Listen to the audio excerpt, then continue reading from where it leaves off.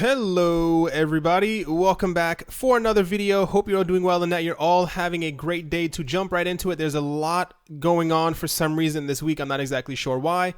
To start things off, on the latest episode of John McAfee Says, the tech activist and internet security expert declared that there is an ongoing war against cryptocurrencies.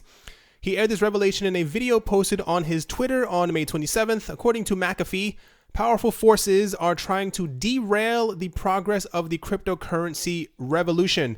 McAfee began by unequivocally stating that the reality on the ongoing fight. He said, whether you know it or not, there's a war against cryptos. It is in fact a war. I'm not going to play the actual video of him saying that. He listed the government, banks, credit card companies, and the SEC as some of the enemy combatants. These institutions have banded together to quell the relentless march of progress represented by the crypto renaissance. McAfee's warnings may have merit as banks and credit card companies have recently started withdrawing support for cryptocurrency payments, while government and regulatory bodies like the SEC are also trying to abscond with cryptos as securities. He then urged all fellow crypto believers to take action, saying, "What can we do? Take action. Write your congressman. It sounds silly, but while they are in power, make them work. Go into your bank and demand that they allow crypto transactions. If they say no, ask them to recommend a bank that will. Demand the credit card companies to allow crypto payments." According to McAfee, change will only come when crypto enthusiasts become proactive and take matters into their own hands. He urged them to write the SEC, strongly calling on the commission to not classify cryptocurrencies as securities. He said, "We are not a security. We are coins. We are currency. They are frightened of us." A couple of things. I know a lot of people don't care for John McAfee, and he's had his John McAfee ways in the past. But I've actually never agreed with him more than what he's saying right now. I don't know how many people have realized it, whether we take adoption into consideration as far as the banks that are trying to use us, the countries that are slowly warming up to not only blockchain, but also to cryptocurrencies. There's something that's happening, and it pretty much comes down to, like he said, I know it sounds silly, and I'm sure a lot of people, even when they heard me reading what he said, probably laughed or chuckled to themselves or thought that sounds ridiculous. But these people, especially if you live in the US, these people work for you. It's not the other way around. The laws are made because people don't fight back against what's being proposed by these people in power. A lot of people who are into cryptocurrencies, is very sad to say, like I've said, the entire idea of this cryptocurrency utopia, this Bitcoin world where everything is safe and wonderful and utopian and the world just exists on Bitcoin, is completely gone as the years have completely gone on. I don't know, it's just kind of a lot. You have to take a stance as well. So many people are in the market just because of money. While money is great and money, keeps the world going round, this won't be successful unless you actually get on to actually doing something yourselves. It's the same exact thing where I said before, when people get upset that their coin or their project that they believe in isn't moving forward, and they go, why isn't this moving forward? I tell you, when you go into a restaurant, when you go into a cafe, ask them, do they take Bitcoin? Do you take Litecoin? Do you take Ethereum? Do you take Ripple? Have you guys heard about Cardano? It helps to move the progress forward. A lot of people are in this cryptocurrency space and they don't do anything. It helps a lot if you tell your friends, if you tell your families. You may sound crazy to them. It doesn't even matter. As long as you're passing on the information, as long as you find a way to become active in the community as well. This is not going to succeed unless we all do something. The fact that they are, it's the same exact thing, not to ramble too long on this, it's the same exact thing in 2008 when the entire financial collapse happened, and banks had armed guards outside of the banks, and they weren't allowing people to take their money. Do you know why this happened? Because everyone kind of fell in line and they said, okay, this is totally fine. Well, the bank must have a reason for this. It's all, I don't know. Like I said, I completely agree with what he says, and I sadly don't think that crypto as it is now will last for much longer. I think it's going to become something that is controlled by banks and controlled by Wall Street, because no one in the actual crypto space, except for maybe the developers and people as wacky as John McAfee are actually doing anything to actually talk about it. When you look at other cryptocurrency channels, not to say that mine is like this, know-all channel, but everyone is just talking about like hyping up coins and stuff like that. It has nothing to do with bringing the community together. And it's kind of frustrating because in the end, there's so many people, when you read around online, people talk about, the future of cryptocurrencies. They talk about dumping coins after a year. Yeah, I'm definitely going to dump this. It becomes this market where we're playing into the hands of the people who already don't like cryptocurrencies. These people are already doing everything that they can to manipulate the prices, push the prices down, stop you from being able to buy it. And when everyone else who's actually in the cryptocurrency space is leading right along with them, and they literally only talk about, yeah, I plan on dumping Bitcoin when it hits this. I plan on doing so and so. I'm in this for the long term. This is why I continue to make these videos, because I do believe in this space. But a lot of people, I think, either have to get with it or I don't know. I feel like we're at some type of a crossroads, especially with all the regulation and stuff going on. And the only people who are really doing anything are like the lawyers who are trying to make sure that Ethereum isn't a security. Everyone else is kind of sitting back. If you are in the States, if you have know-how or power, or if you know a lawyer or someone who can look through the law, like start making sure that you are also helping this space move forward. Because in the end, when all of this does eventually work out, you will be one of the people who is actually holding the bag of money because you helped this entire ecosystem continue to thrive. Didn't mean to spend so much time on this, but I read this and I was like, he may be a bit out there sometimes, but he definitely makes sense sometimes when he says certain things. Continuing on, South Korea is in the news today. Nearly 8 months after a blanket ban on ICOs, South Korea's National Assembly has reportedly made an official recommendation to allow domestic ICOs in the country. According to a report by Business Korea on Tuesday, the 300-member national legislature has made an official proposal to allow domestic ICOs in the country by preparing and adhering to relevant investor protection provisions. The National Assembly's Special Committee on the Fourth Industrial Revolution even accused the government of neglecting its duty in responding to the blockchain sector, the report suggests. The much publicized ICO bans by Korea and China before it even has seen an exodus of domestic companies going to friendlier jurisdictions in Singapore and Switzerland to conduct ICOs. Like I said before, these countries are going to thrive because they see what's coming. They see exactly what's going on, but it's nice to hear that South Korea is kind of getting in on it as well. Discussions on blockchain and ICOs between the National Assembly and the government will accelerate, the report suggests. More importantly, the National Assembly has put forward a legislative and policy proposal to recommend allowing ICOs. The Committee of the Fourth Industrial Revolution also called on the government to form a task force comprising of both public and private experts to improve transparency of cryptocurrency trading and establish a healthy trade order. This is good, great. I'm glad that they are allowing ICOs. I knew they were eventually going to allow ICOs, but it just kind of makes the entire thing about them talking about banning cryptos and then banning ICOs in the country. It's kind of like, come on, you knew exactly what was going to happen. You knew none of this was actually going to be banned. South Korea is a monster of a market when it comes to cryptocurrency space. Not entire negative news. Any negative news that we've gotten out of South Korea, I think has kind of put like a hamper on the price movements that could have potentially gone up. And the entire thing that happened with Japan as well, where I think they were not raiding exchanges, but they were coming down hard on them, talking about you have to do this and X, Y, and Z. I think this is also contributing to the reason why part of the market is going down. I'm still not sure why these two relatively tiny nations land-wise controlling the entire market and no one else is really jumping into it. But I guess only time will tell. I assume in 5 years we're going to have reports on exactly what was going on in the countries and why these technologies took off there as opposed to other places in the West. Lightning Network is once again in the news. Bitcoin's Lightning Network may be just starting to send transactions over the blockchain, but already its developers are looking to re-architect the technology.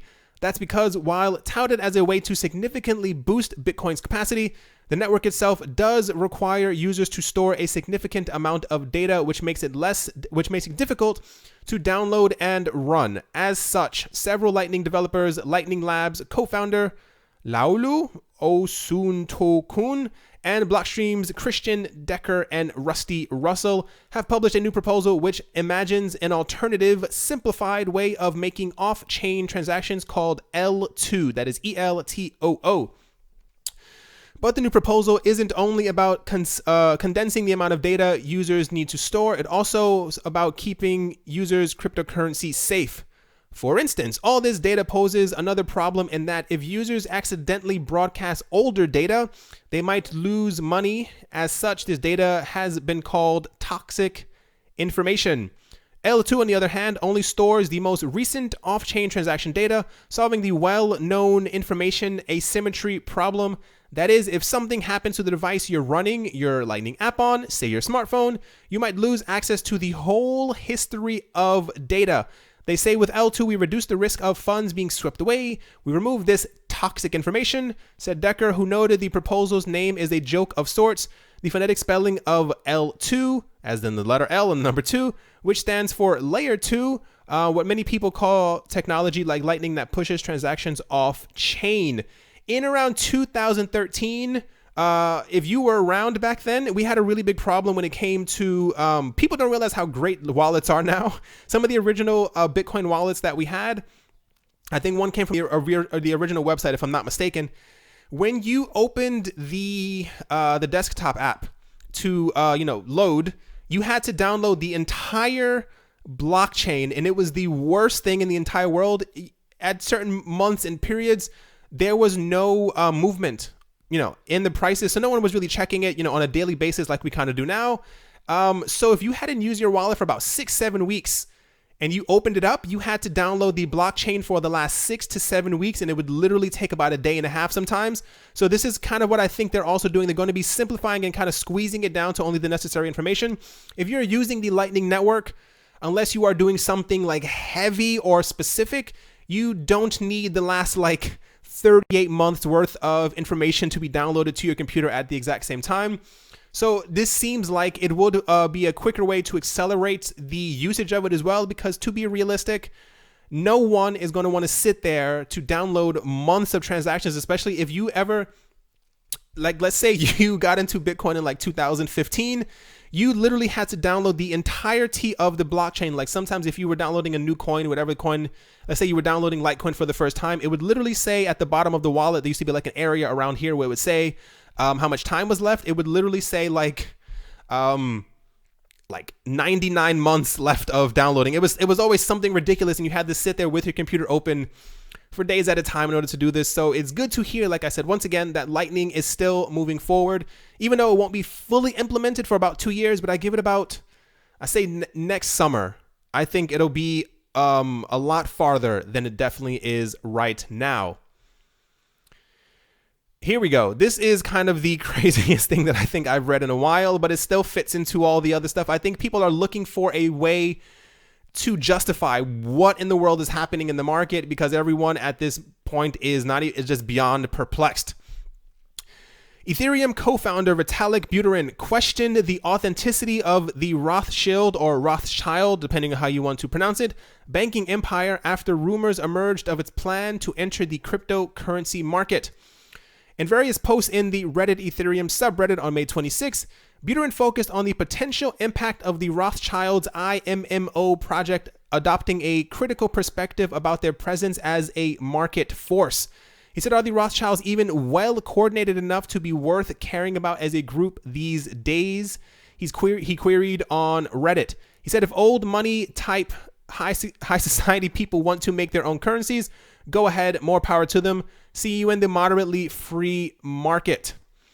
Reports about IMMO first surfaced in the local cryptocurrency industry press last week. While all information is based on rumors and leaked information, it is thought the Rothschilds plan to create a Tether-like stablecoin which its creators would tie to gold or similar commodities.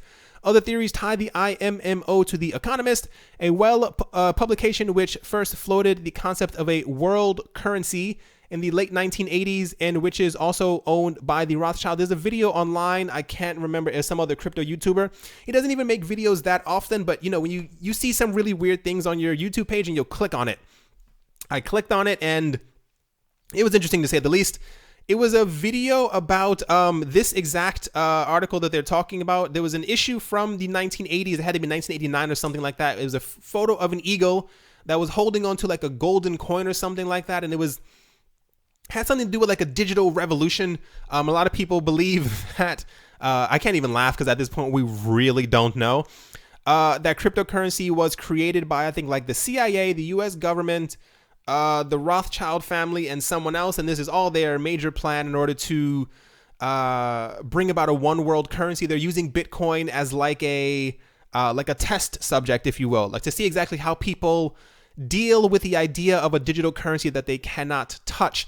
The idea of them creating a stable coin, if it does happen, won't surprise me one bit, simply because of what we have seen from the people behind Tether. When you, if someone created something that allowed them to print billions of dollars without anyone checking in on them, that's going to be a major market. And this is still why I believe the forthcoming stablecoin revolution that is going to take place is going to completely change the way that we view cryptocurrencies, because I think there's like 5 of them that are coming out relatively soon. So it's going to be if them printing out Tether caused the price of Bitcoin to rise exponentially, because every single time they print Tether, the price of the cryptocurrency market rises.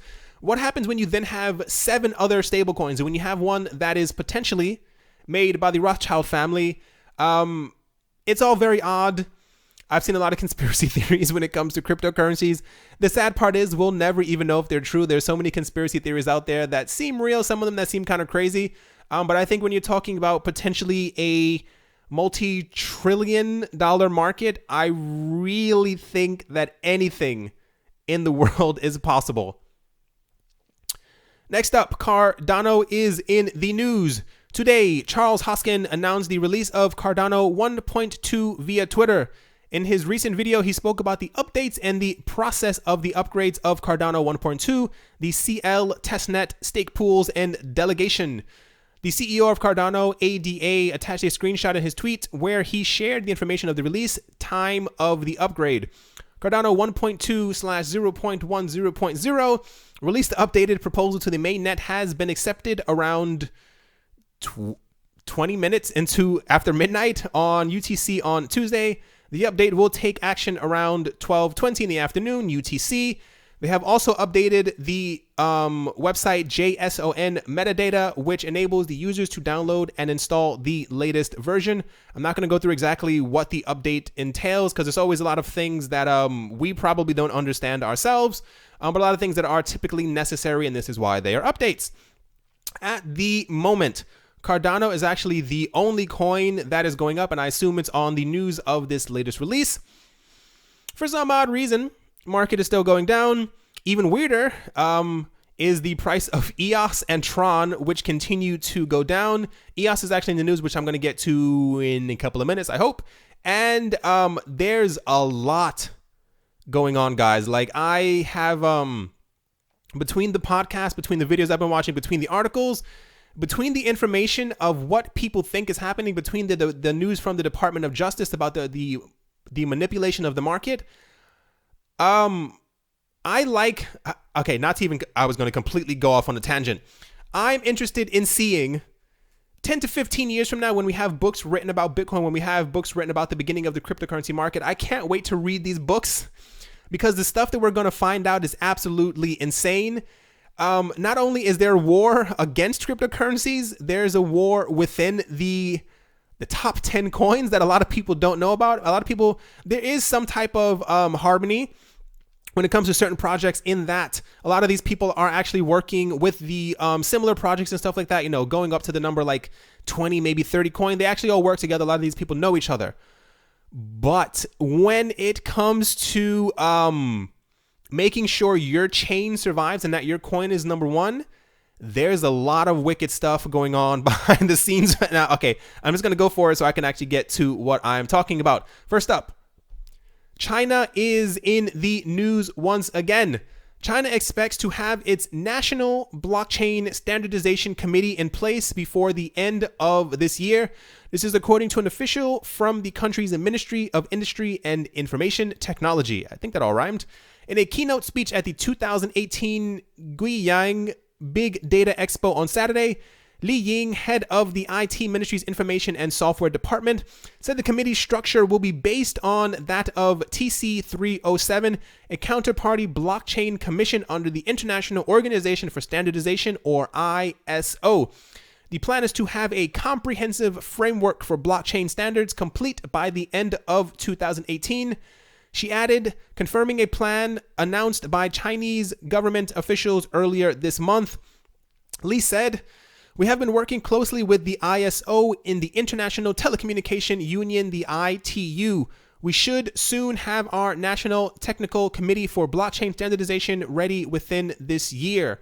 I am almost certain at this point that China is definitely going to allow ICOs in a sandbox fashion in which they can, view and see exactly what's going on. But I'm going to assume that they're also going to allow cryptocurrencies, but not the ones that we are expecting. I think they will make sure that when they do allow certain cryptocurrencies, that exchanges will be able to only hold, I'm going to say, between 10 to 15 coins. And that's like hyper conservative, because I have a feeling they'll make sure that they start out with the coins that they trust, the blockchains that they can track, and they're going to make sure that the crypto exchanges that are active, that they are literally scrutinized every 24 hours so they know exactly what's going on, so there's no money laundering or anything else going on. But they're also going to make sure that they have like a daily limit of how much they can send back and forth, and then eventually they'll slowly add more coins. This is all because China has a very strong partnership with the people behind the Neo coin, decentralized or decentralized, whatever you want to say, whatever you want to call it. They have a very tight partnership, and they've announced before that they planned on using Neo, and they've just been very warm to the idea of Neo. I don't think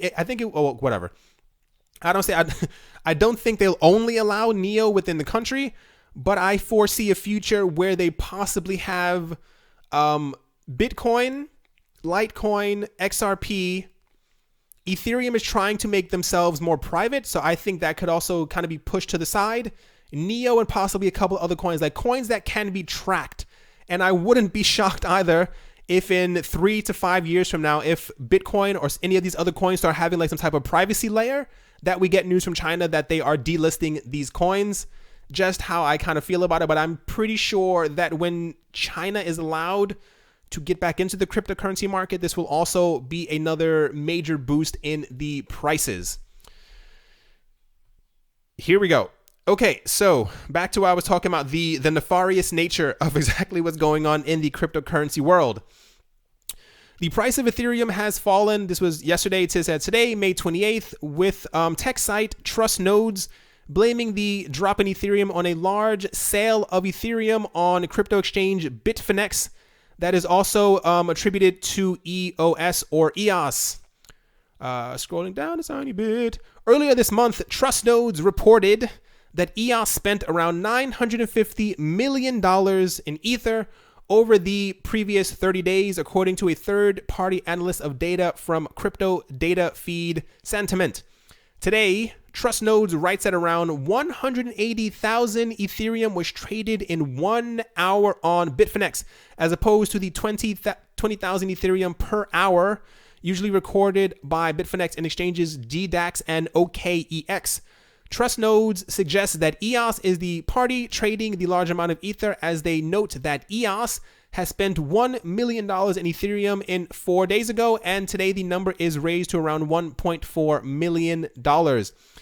Etherscan shows the wallet address marked as EOS crowd sale still has around 200,000 Ethereum, and wallet address marked EOS owner around 960,000, together equaling over 1.1 million Ethereum. According to data from CoinMarketCap, Bitfinex has traded around $239 million in Ethereum over a 24-hour period of press time, while OKEX is less than half of that at around $104 million and Huobi at around $98 million. Where do I begin? For those who do not know or have never heard this phrase, it's not used as much anymore. If you got into EOS, when it first started popping up, people called it the Ethereum killer. You can hear this sometimes floating around. The idea was a year ago, so this was a year-long ICO. It literally ends in like 2 days, depending on when you might be listening to this. It ends on June 1st. When this first started and they called themselves the Ethereum killer, people put two and two together very quick because they noted that not only was Ethereum, EOS touting itself as a way to something that was better than Ethereum, that was quicker, that was faster. It was also thrown around that they would be the platform that coins would start moving to when they launched, which is already happening. These coins are already leaving Ethereum. Along with this, during their year-long ICO that EOS had, they were only accepting Ethereum for the ICO, the crowd sale, whatever you want to call it. They had, and they still have, 1.2 million Ethereum. We saw the effects that the market had with Bitcoin when they were selling, how much was it? The guy from Mt. Gox sold off, what was it? $100 million worth, 200, and et cetera, kept on going on. And that's with Bitcoin having a relatively larger market cap.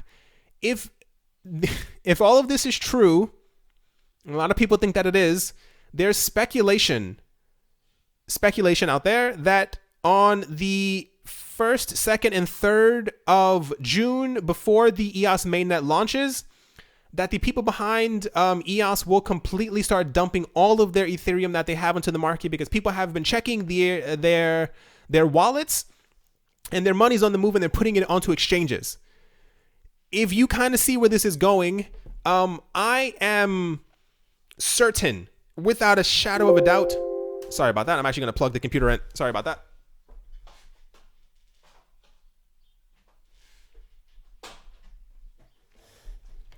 I figured the battery was going to start dying at some point. I am a firm believer, or I think with numbers in my head, EOS should have definitely passed by Bitcoin Cash at this point. Even if you just look at the daily volume, at one point, EOS's daily volume was around $3 billion. And this is when the price was going up. The price of Bitcoin started falling and this pushed everything back down.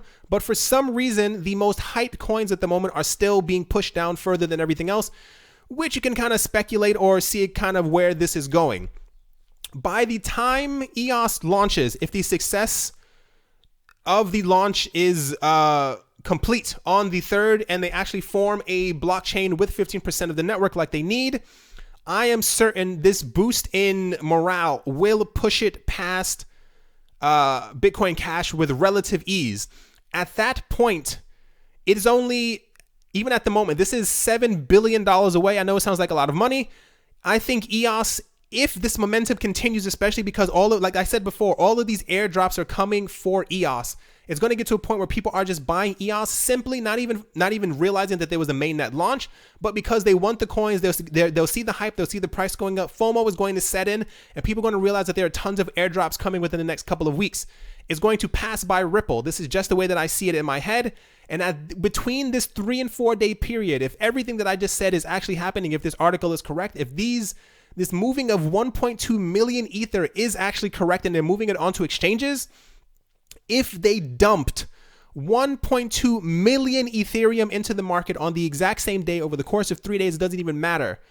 This will start to fall dramatically. It won't hit zero. I don't think the price will turn to dust like I thought before. It'll see a huge amount of panic selling and people will try to figure out why. And people because people don't really, not that they don't pay attention. Humans are still animals. We follow the fear. If everyone else is selling, they're going to start to sell as well.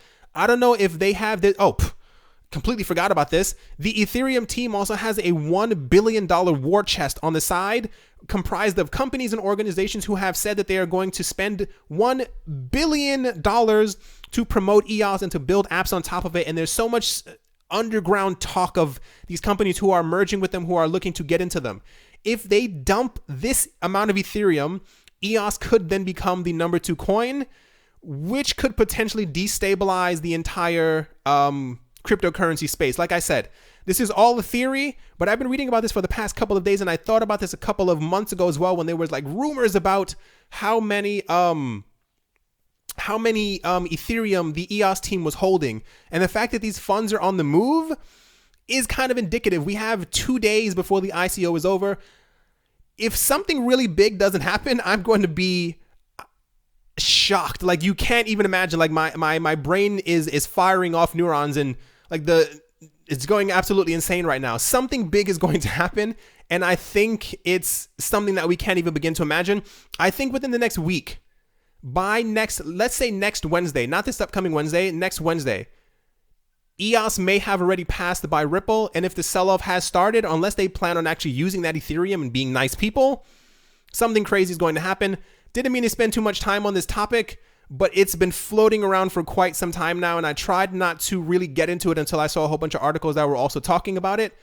The theory goes that if they do sell all of this Ethereum and the price does collapse, this is going to be another pivotal movement for Ethereum, because the price will be so low that people will start buying into it, that the people who have been standing on the sidelines waiting for the price of Ethereum to go lower will then get into it. And it's going to become this digital battle, if you will, between EOS and Ethereum. How crazy would it be if on the 3rd of June that Vitalik Buterin announces that they have finally finished Casper and Plasma? What would that do to the market? It's all very exciting. I don't know. I find this all quite interesting. I have no more to say. My brain's completely tapped out.